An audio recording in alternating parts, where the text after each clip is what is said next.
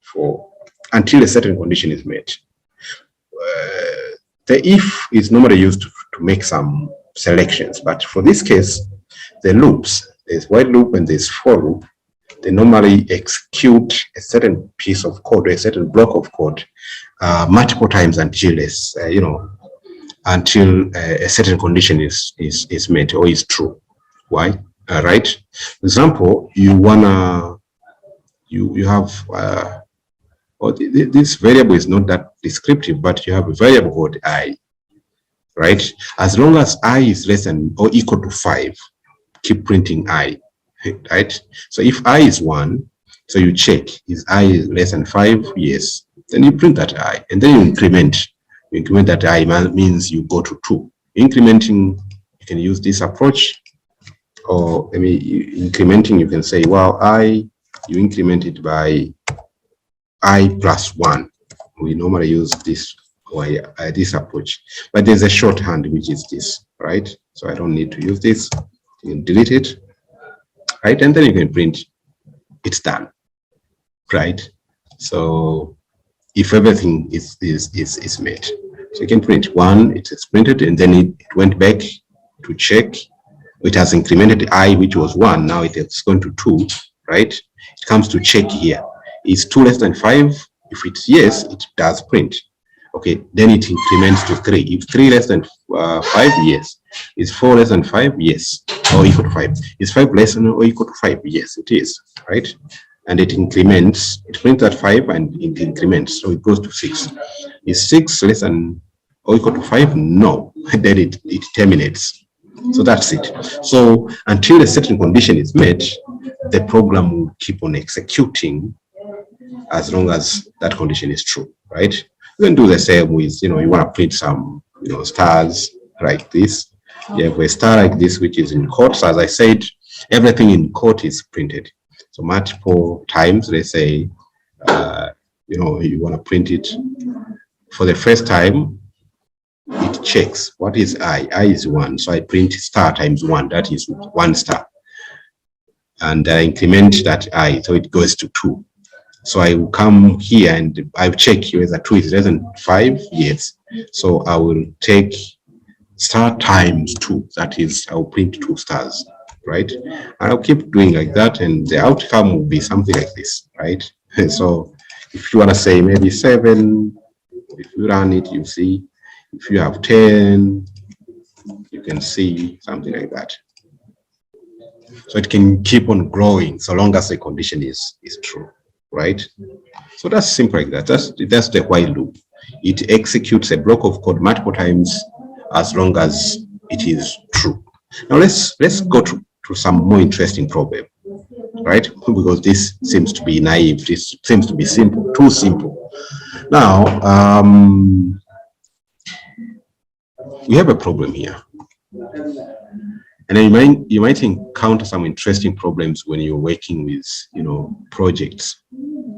Now we want to write a program to keep asking for a number until you enter a negative number. As long as you're entering positive number, it should continue asking you for more numbers. But if you enter a negative number, it should terminate, right? And print the sum of all the entered numbers. Now this is interesting, right? Now let's think of the number, right? But because we're getting a number from the user, let me convert it straight. We are inputting it, right? And we can tell the user that enter that number, enter a number, right? Together, thank you. So, and because we want to do a summation, we can say sum, we initialize sum to 0. We don't know the sum yet, right? Now, while that condition, that number is positive, that means it's bigger than 0, we should do the total, and again we should ask for that number. So it is like this, while excuse me,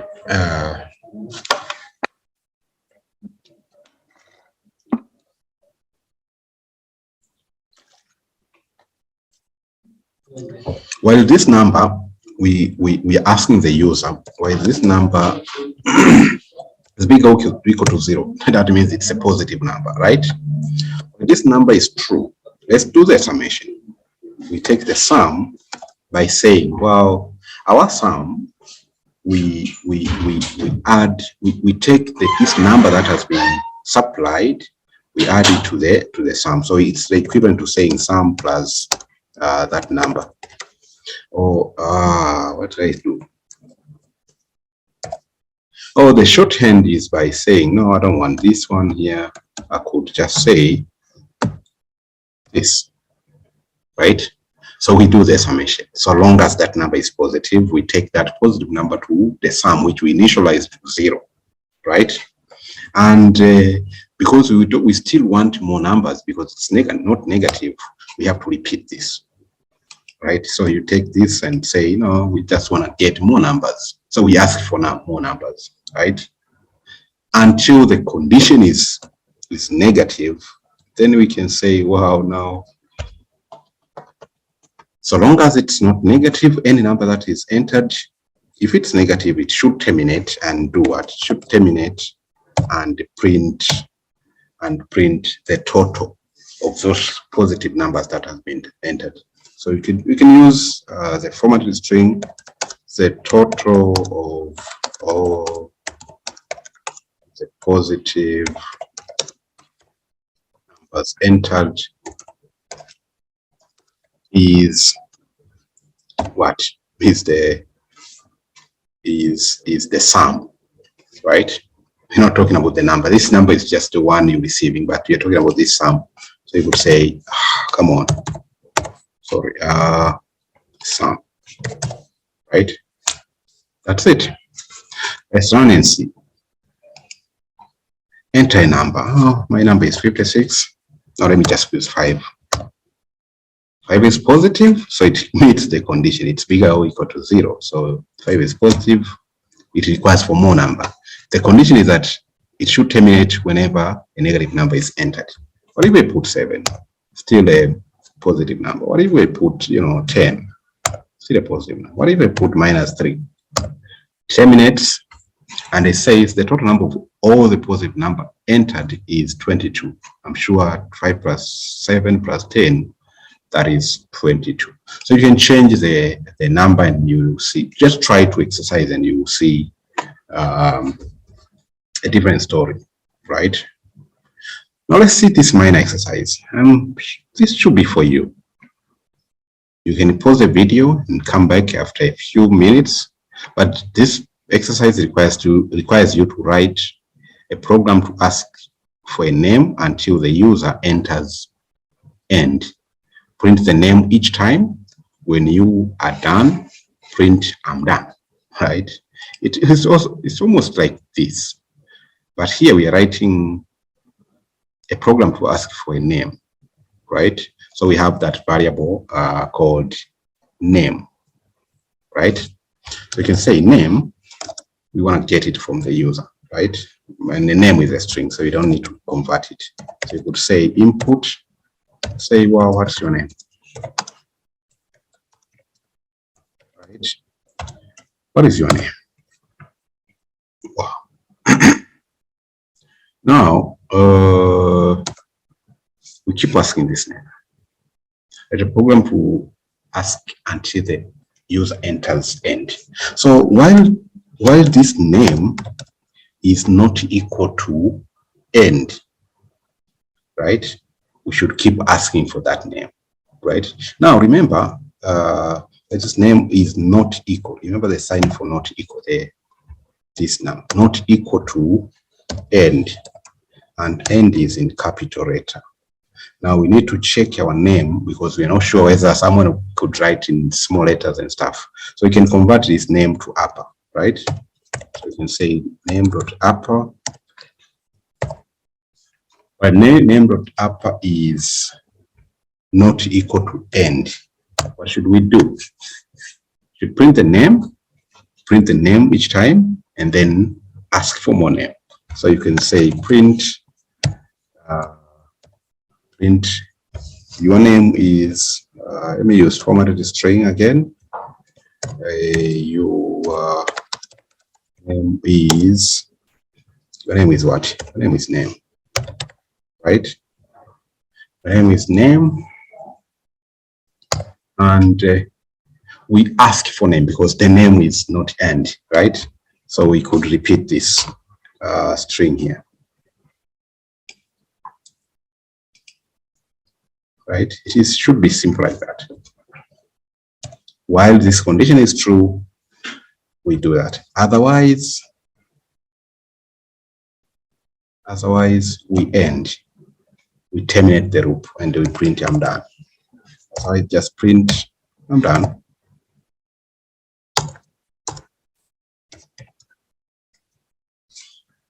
Let's run and see if our program is correct. Run. What's your name? My name is Joseph. Your name is Joseph. What's your name? You see, it meets the condition because it's not equal to end, right? So it meets the condition. So it asks for other name. My other name is Masamaki. Wow, that's still correct. My other name is Filippo. Wow, that's still okay. My other name is Telemala. Oh, that's okay. My other name is End. Wow, we have written end and it terminates. That's wonderful. So thank you for your attention. I'm sure you're getting something, and we should continue for the other, type of loop, which is called for loop. Thank you. Of items of a collection. It's a little bit different. Not that different from while loop, because while loop, until a certain condition is met, it terminates. But here, until all the items, or until the given items in a collection are exhausted, then it should terminate. So they almost do related things, and you can use them not interchangeably, but in some conditions you need to use for loops, and in some conditions you need to use while loop. So, for example, we want to iterate over a string, let's say of your name, and print each character in your name, right? How can we do this? Let me say, let's print each character of your name, right? So we can define your name, or you can put it straight. You can say name is equal to someone like me, right? And you can say for an item or for a character, right? You can use character, or some people just use let me use the word item. For item in my name, right? Item in this name here, not my name, in this name here. What should you do, right? For each item or for each character in the name, we want to print it. So we print, what are we printing? We're printing item. Or let me use character. I think that's more better. Use car. I think you can remember it well. What will be the output? You see J or S E P H. You change the name to something else. Let's say Juma. You see, boom, something like that. So that's for that particular case. So for loop goes through a collection of items, and it loops through it. It checks each item, takes it out until the collection is exhausted. What if we have a list? This is just a single name. What if we have names of people? Let's say names. Let me put this comment. What if we have a list, right, of names? Names is equal to, let me put them. I will come to teach you about the lists, but let me, for the moment, let's just understand them like that. We have a list of names like Joseph, and we have another name like Samaki, and we have another name like Filippo. All these are my names. Or some of them are father's name, and some of them are surname.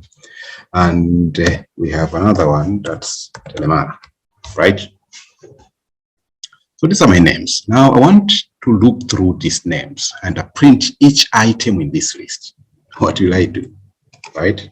So I can say for a name, well, let me use for a name in names. Let me use just name. For a name in names, right? What are we gonna do? Print that name. Or if you're confused with name, you can use item by treating each name as an item, right?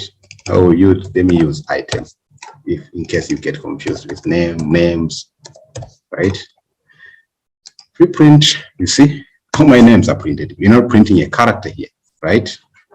Because we have a list of them, right?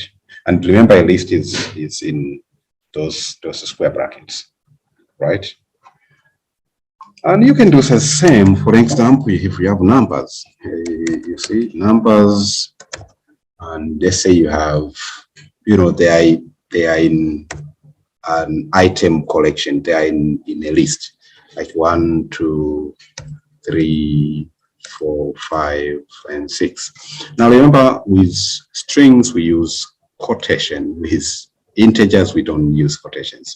So you can say for number, I'm using just num in numbers, right? What should we do? We want to just print them. We want to print num. What will be the output? You see, we're printing each number, right? Now that's one way. Again, you may not wish to, you can give a range as well. You have, let's say, numbers from 0 to 100, and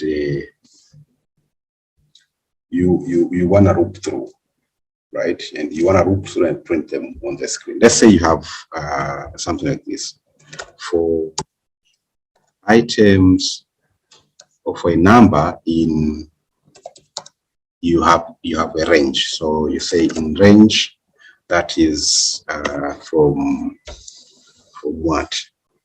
Let's say from 2 to 20, right? But we are skipping. Let me not start with the skipping, right? Sorry, I should do this. We want to print that item, or we want to print that number in that range. When it gets to, I'm sure someone can guess the output, right? Boom. It is saying 2. You're starting from 2 to, so if you can, instead of listing the numbers like this, you could say, well, I don't want to list, I just want to give the range from 2, 3, 4, 5 up to 19. It doesn't include the last element for this case, right? Yes. So, or someone else could do something tricky. Let me change this one. And well, say, I'm going to do something intelligent here. Let me comment out this. I don't want it. And say, no, I don't want to list everything. I want to give an interval, let's say of 3, of 2. What will be the output? It is changing. So if you try to start from 2, then it skips 1. So because the interval is 2. So it goes to 4, 6, and so forth. It doesn't include the 20th item because it's always not inclusive. I hope we are together. And a loop, using for loop, has a lot of applications. I'm sure as you go along programming, you will meet a lot of problems that need to loop through a certain list, right? And check to see if some conditions are met, and that's it. Now we have this problem here. We want to calculate the total of item in this given list. Even my list here, you could have done the same. What is the total here, right? So we are given prices. Let's say you have a shopping cart. Someone has bought 10 items. One item is for 10 shillings. The other one is for 20 shillings. The other one is for 30 shillings. And you may have complex problems that involves calculations of items in a particular bucket, and you wanna get the total. What are you gonna do? You need to introduce another variable called total, so you can store your total in there. So you can go for item, or for let me just price. Let me just say for an item in the prices, right? What are we gonna do? Sorry, I didn't say in. This is very important. For an item in the prices, what are we gonna do? We take, because we want to do the calculation, we take the total which was initialized to 0 plus the first item, right? So we say for an item we take, then the total will be, we just use this shorthand plus an item. And by item I mean this price, or let me use the word price, right? I think you're gonna remember it quite well when we use price. And then we print at the end. After the list is exhausted, we should come out of that loop and print the final output. Let me use formatted string and say the total is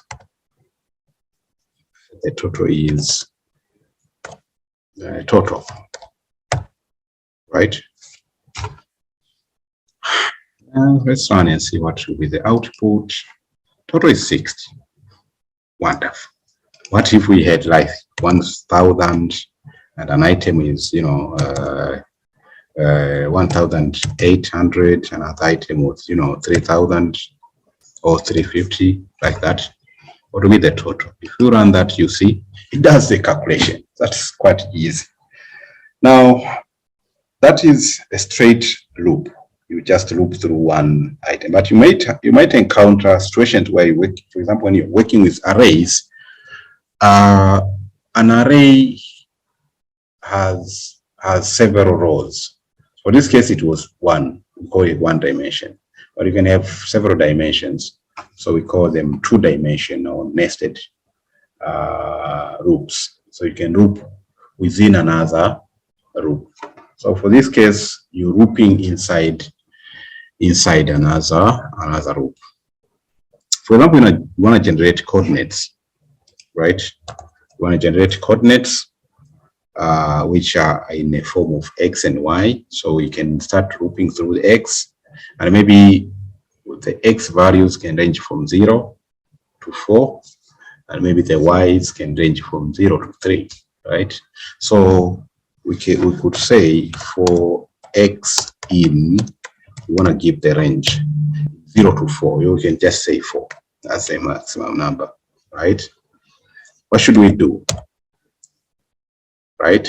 Now, we want to print those values of x first. But whenever you're printing the value of x, you want to print the value of y, which is inside x. So you could say for y in range, and say 0 to 2 or 0 to 3, and we just say 3, right? What should you do? Sorry, I should have hit this print. What should we print? Let me use a formatted string by saying, well, we want to print in this format, right? So you could say this, something like that, and we are printing the value of x, comma, the value of y. This might be complex at the moment, but should be easy. And that's it. Let's run and see what will be the outcome. So my point was, we're printing from up to range of 4 in the x. So you will see whenever x is 0 and y is 0, so that's 1. But x, because we haven't finished ranging, I mean in the range, in the inner output or in the inner loop, so it should test for 1, 2. So it starts from 0, 1, 2. So we have 3 elements, right?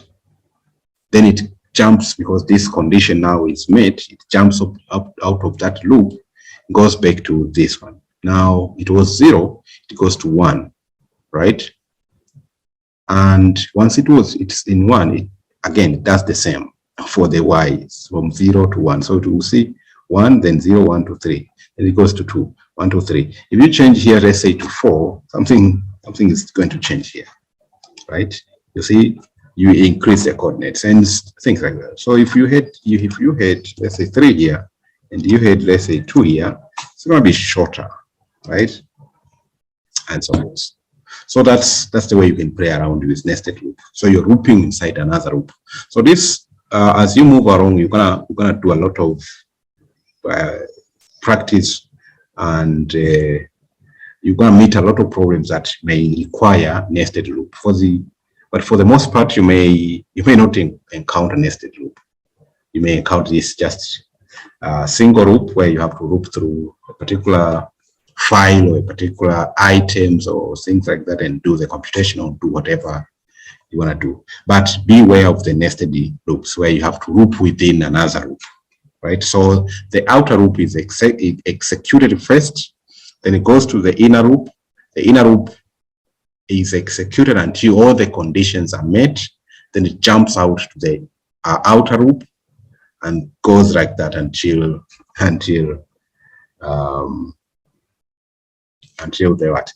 the conditions are met. Now we have an exercise here. Unfortunately, I left the code for the exercise, and so you can go through the code. So there are two approaches for working on this problem. You want to print this capital F, right? You want to print this capital F using for loop, right? So the easier solution is, well, we have these numbers. I'm defining numbers because I want to multiply this capital X by 5 because the first line has 5 items. And then I put 2, and then I can just print like this. X times the number. Number here is, for the first time, it is 5. So 5 X's are printed, then 2, and your F can be printed there. Or the other complex way is through this number. You want to loop for a number in numbers. For a number, that means can be 5 or 2 or whatever. You want to give the output, and then from that one you loop inside. Now for the first time, you keep the range. This should be within that number. Then you print the output. So we're going to continue from this point in the next tutorial. Thank you for listening.